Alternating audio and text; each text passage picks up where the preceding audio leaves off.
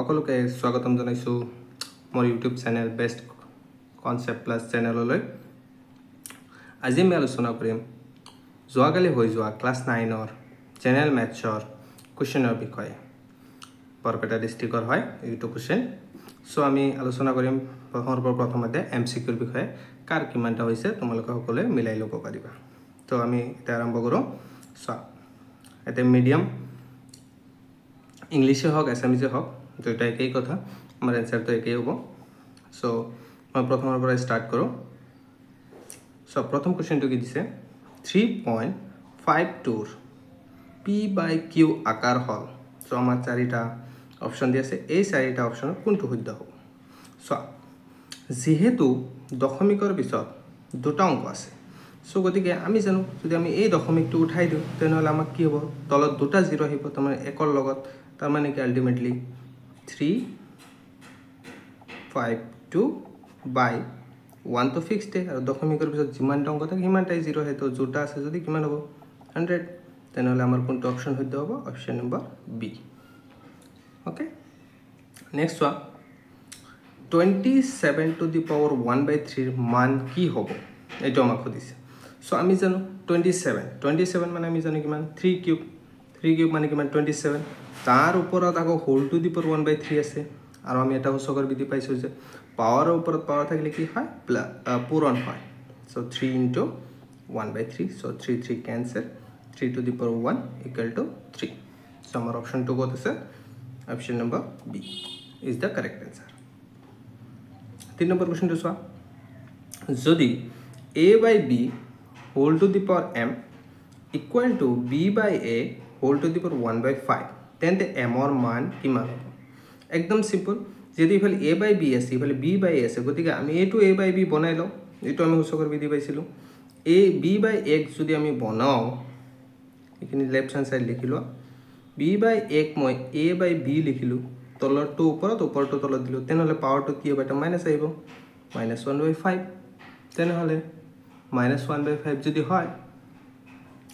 এই দুটাইকে তো দুটাই ক্যান্সেল তাহলে m ইকুয়াল টু কি থাকিল -1 by 5 তেনেহলে আমাৰ কোনটো অপচন হ'ব option number C is the correct answer ঠিক আছে সবাই বুজি পাইছো আমি কোশ্চেন নম্বৰ 4 যদি a to the power x হৰণ a to the power y equal to 1 by a to the power y তেন্তে x ৰ মান কি হ'ব ইয়াৰো আমাৰ শুদ্ধ আনসাৰটো অপচন নম্বৰ বি হ'ব কিয় মই দেখাই আছো সো আমি জানো সূচকৰ বিধি মতে হৰণ থাকিলে কি হয় মাইনাস সো ইয়াক আমি কি লিখিব পাৰিম তেনেহলে a to the power x minus y আৰু এটো যেহেতু হৰ আছে তো ইয়াক আমি যদি ওপৰত উঠাই আনো তেনে কি হয় a to the power minus y তাৰ পিছত কি a ক্যান্সেল তেনেহলে এটা আমাৰ কি থাকিল x minus y equal to minus y y ইফালে মাইনাস ইফালে গলে কি হ'ব plus y minus y equal to 0 so b is the correct answer next one 2 by 11 ৰ দশমিক বিস্তাৰ কি হ'ব পৰিসমাপ্ত অবিৰিত পুনঃপৌনিক অপুনঃপৌনিক ওপৰৰ এটা অনুমান সো ইয়াৰ উত্তৰটো হ'ব যেহেতু আমাৰ হৰটো আমাৰ এটা আৰহি আছিল 2 to the power n into 5 to the power m আৰহি যদি থাকে পৰিসমাপ্ত হয় আৰু যদি না থাকে পুনঃপৌনিক তো গতিকে এই হৰটো 11 আছে এই আৰহিত নপৰে গতিকে ইয়াৰ শুদ্ধ আনসাৰটো হ'ব option number B next 3 plus √3 whole into 3 minus √3 মান কি হ'ব সো এটো চোৱা আমি পূৰণ কৰিব পাৰিম আমি সূত্ৰ মতে কৰিব পাৰিম এটো যদি আমি লয় এটো যদি বিলো a plus b whole into a minus b তাৰ মানে আমি কি লিখিব পাৰিম a square minus b square so 3 square মানে 9 আৰু √3 whole square root cancel so 3 9 over 3 equals 6 then the correct option is a is the correct option next 1 by 1 Har পৰিমেয়কৰণ কৰি পোৱা যাব সো আমি জানো যিকোনো অ্যালফাবেট বা মৌলিক সংখ্যাৰ ওপৰত যদি ৰুট থাকে তেনেহলে হেতু অপৰিমেয় হয় গতিকে ইয়াৰ হৰটো আমি পৰিমেয় কৰিব লাগে তাৰ কাৰণে ইয়াক আমি উতলে আৰু উপৰে ৰুট a দি পূৰণ কৰি দিও যেহেতু ৰুট a আছে সো গতিকে root a 1 into root a তেনেহলে ৰুট a ৰুটে মানে কি ৰুটে হোল স্কুৱাৰ তো হোল স্কুৱাৰ থাকিলে ৰুট কেঞ্চেল হৈ যাব তেনে তলত কি অকল এ থাকিব তেনেহ'লে আমাৰ কাৰেক্ট অপশ্যনটো হ'ব বি ঠিক আছে নেক্সট কুৱেশ্যন যদি আৰ পৰিমেয় এছ অপৰিমেয় তেন্তে আৰ প্লাছ এছ কি হ'ব সো আৰ এটা পৰিমেয় সংখ্যা লোৱা দুই এটা পৰিমেয় সংখ্যা আৰু এটা আমি এছৰ মান ল'লোঁ এছটো আমি ল'লোঁ √3 এই দুটাৰ যোগফল কি হ'ব এই দুটা আমি মাজত যোগ কৰি দিলোঁ এই দুটাৰ যোগফল কি আন এটা অপৰিমেয় সংখ্যা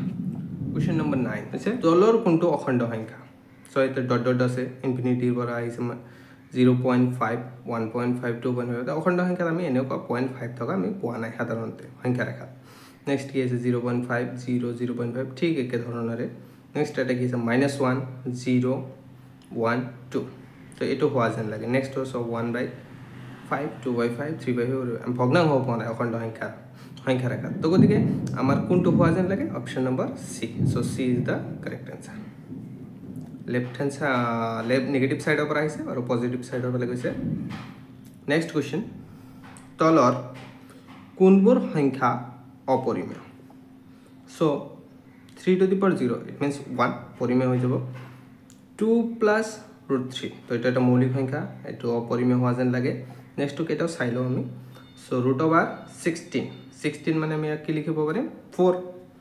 আৰু 1/√2 সো ইয়াৰ হৰটো কি অপৰিমেয় তো আমাক অপশন বিলা কেনেকৈ অপশন নম্বৰ এ 1 আৰু 3 শুদ্ধ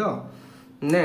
2 আৰু 4 2 আৰু 3 আৰু 1 আৰু 4 কোনটো শুদ্ধ সো আমাৰ অপশন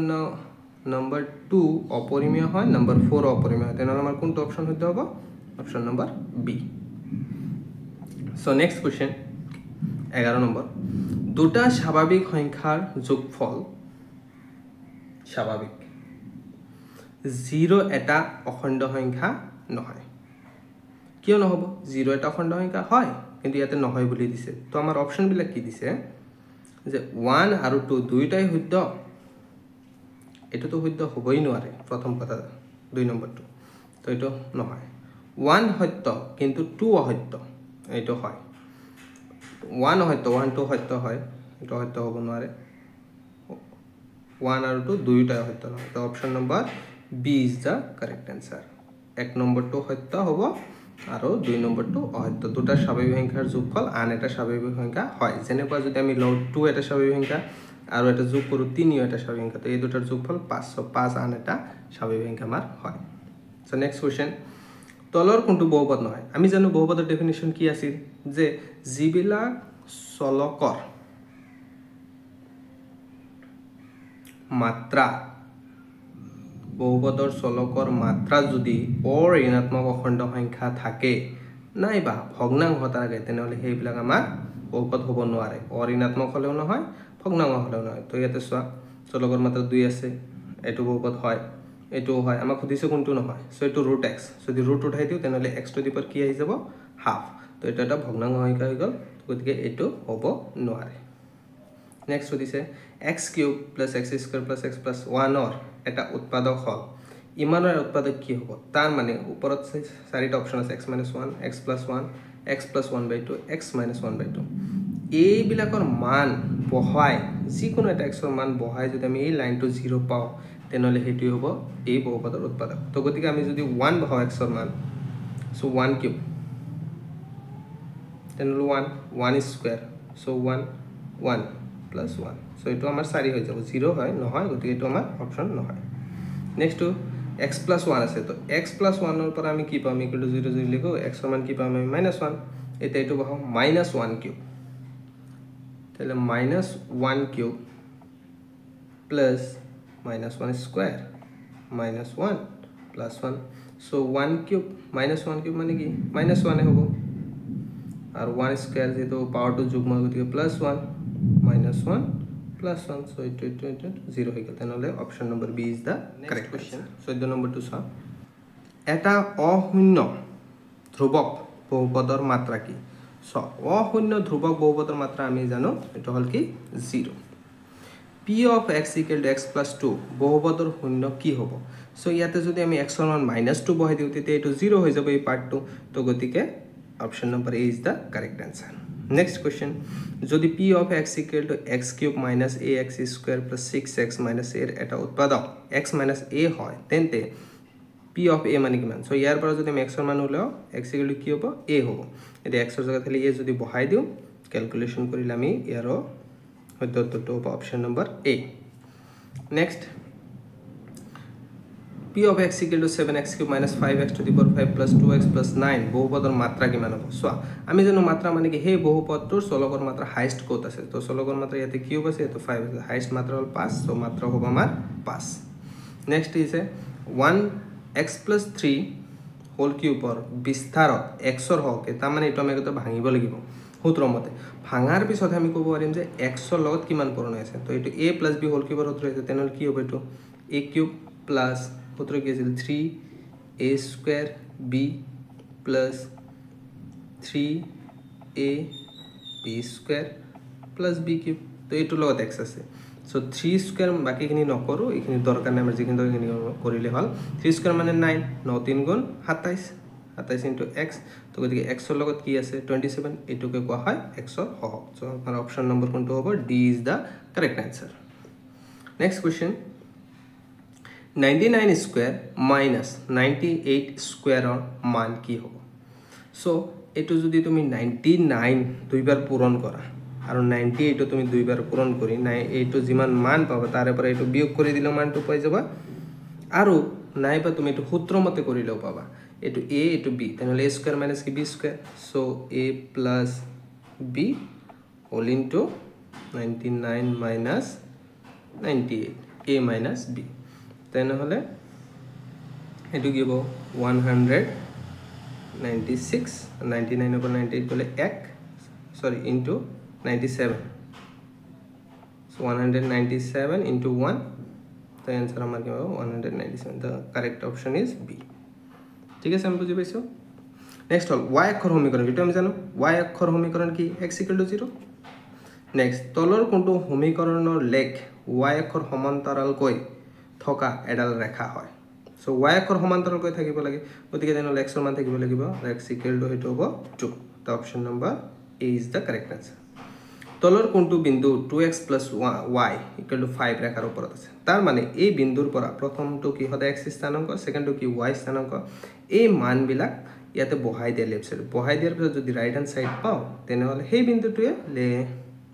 এই ৰেখাডালৰ ওপৰত থাকিব গতিকে প্ৰথম চোৱা ইয়াতে আছে কি x সমান 2 y মান 1 so 2 পূৰণ 2 plus 1 then 2 দ্বিগুণ 4 plus 1 so 5 equal to the right hand side so a is the correct option next question y equal to 3x plus 5 সমীকৰণটোৰ সমাধানৰ সংখ্যা হ'ব কি কৈছে এটা অদ্বিতীয় a নম্বৰ কৈছে এটা অদ্বিতীয় b নম্বৰ সুধিছে দুটা c নম্বৰ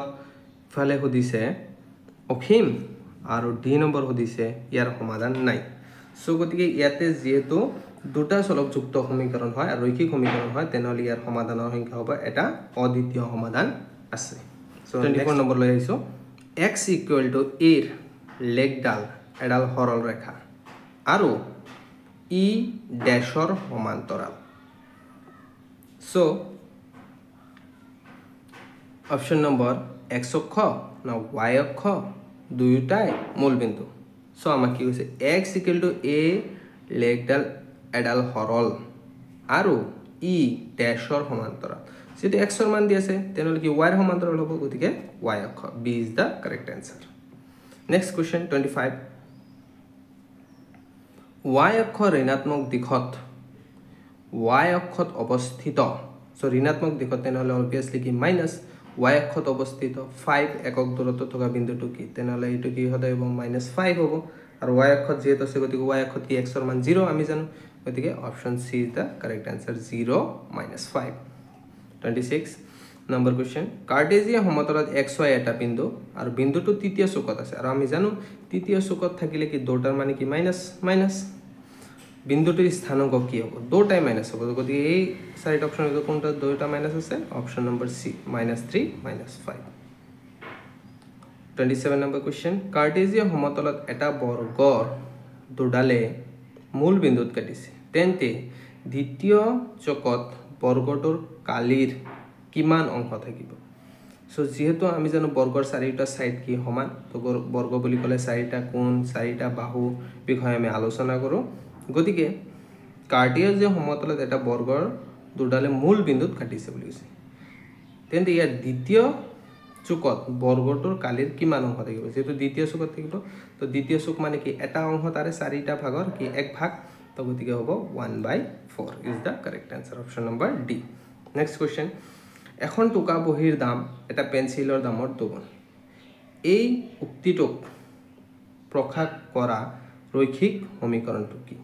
সো টুকা বহিৰ দাম যদি x হয় আৰু পেন্সিলৰ দাম যদি y হয় তেনেহলে পেন্সিলৰ দামৰ দুগুণ তাৰ মানে কি হ'ব x = কি হ'ব 2y পেন্সিলৰ দামৰ লগত দুগুণ 2 পূৰণ কৰিলো গতিকে এটা যদি পেলাই যায় x - 2y = কি 0 তেনেহলে b is the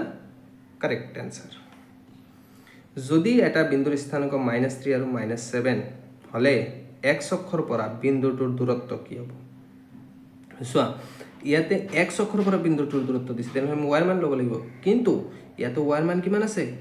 y স্থানাংক কিমান আছে -7 কিন্তু যেহেতু আমাক দূৰত্ব দিছে দূৰত্ব কেতিয়াও নেগেটিভ হ'ব নোৱাৰে গতিকে -7 থাকিলে এটো প্লাস হৈ যাব আমাৰ option number D is the correct answer বুজি পাইছো ইয়ালৈকে বাকিখিনি এমসিকিউ নেক্সট এটা ভিডিওত আমি আলোচনা কৰিম